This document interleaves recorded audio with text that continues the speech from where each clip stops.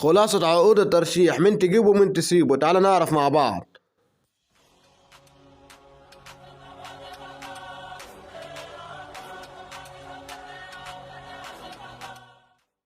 السلام عليكم ورحمة الله وبركاته. في البداية كده وقبل أي حاجة انزل اشترك في القناة وفعل الجرس، اللايك الجميل بتاعك. طبعا يا جدعان الواحد في حيرة كبيرة من الباك اللي نزلته كونامي بتاع عقود الترشيح. لو محتار يا صاحبي والله عايز اقول لك ان انا محتار اكتر منك. طبعا يا جدعان هو باك محير جدا، يعني انت ما تعرفش اجيب مين. طب اجيب كولوزوفسكي ولا اجيب كولومواني ولا اجيب مين؟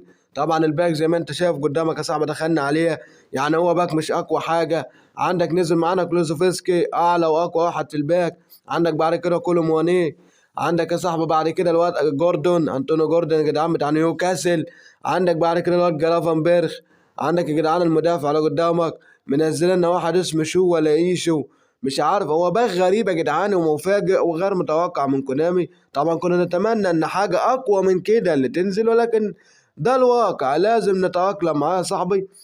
تعال نشوف طاقات الواد كولوزوفسكي. يعني زي ما انت شايف قدامك الطاقات بان عليها كويس يا جدعان، الكيرل وفينش، السرعة تحت يا صاحبي، والاكسلريشن، كيكنج باور، ستامنا. والله يا جدعان كارت جامد، يعني طاقات من غير تدريب. الظاهر ان هي كويسة ودي المهارات.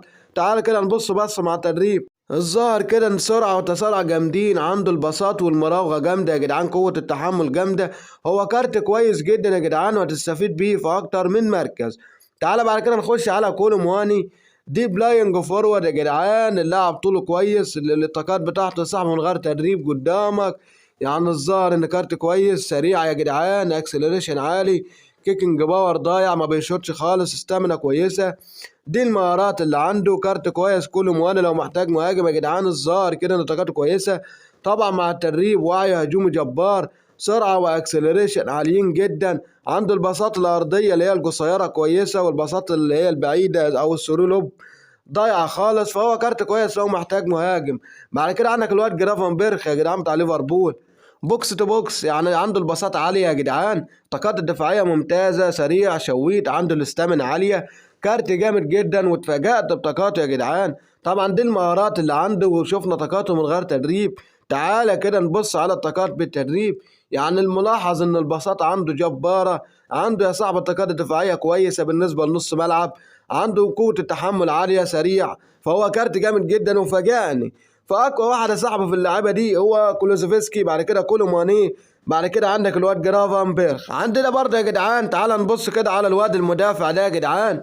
تعال نبص كده على طاقاته. يعني كده لما نجيب هو بيلد اب مدافع يا جدعان. لو انت لسه جديد في اللعبة ومعاك عقد ترشيح 5 نجوم، او اللاعب ده يفيدك لان طاقاته زي ما انت شايف قدامك ممتاز، عنده فيزيكال واستامن عالية، لكن مهاراته قليلة، فده هيفيد اللي لسه بادئ اكتر.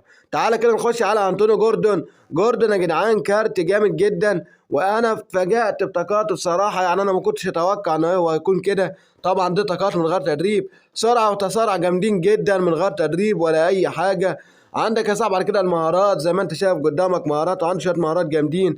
طبعا دي طاقات من غير تدريب. تعالى كده نشوف المفاجأة. 97 معاك في التشكيلة يا صاحبي، سرعة وتسارع في حتة تانية خالص، بول كنترول، يعني لاعب جامد جدا وكارت جامد جدا. اقوى لاعب في الباك واللي رشحهولك كولوسفسكي. بعد كده انطوني جوردون يا جدعان. عندك بعد كده كولومواني، بعد كده جرافنبرخ. بعد كده يا جدعان لو انت لسه جديد هتجيب المدافع يا جدعان اللي انا قلت لك بيلد اب هيفيدك. طبعا بالنسبه لنا يا جدعان تعال نبص كده على عدد الترشيح اللي معانا. هو هينتهي يوم 2/1 يا جدعان. فانا مش محتاج حد من الباك، او ما فيش حد ان انا شايفه قوي يا جدعان بالنسبه لي انا، ولكن هو الباك جامد في لعبه كويسه. عندك بعد كده الباك يا صاحبي اللي نزل معانا ده بتاع برضه عقود الترشيح، ده هتستفيد بيه في ايفنتات الكوينز. عندك برضه الايفنت الياباني برضه يا جدعان، هتستفيد باللعبه دي في الايفنت الياباني بتاع الكوينز. فبس كده يا جدعان ده كان الفيديو بتاع النهارده، استعرضنا كل حاجه عن عقود الترشيح. اتمنى نكون استفدت يا صاحبي. محتاج اي حاجه اكتبها لي في الكومنتات، واكتب لي يا صاحبي هتجيب مين من عقود الترشيح. ويلا سلام يا اخويا.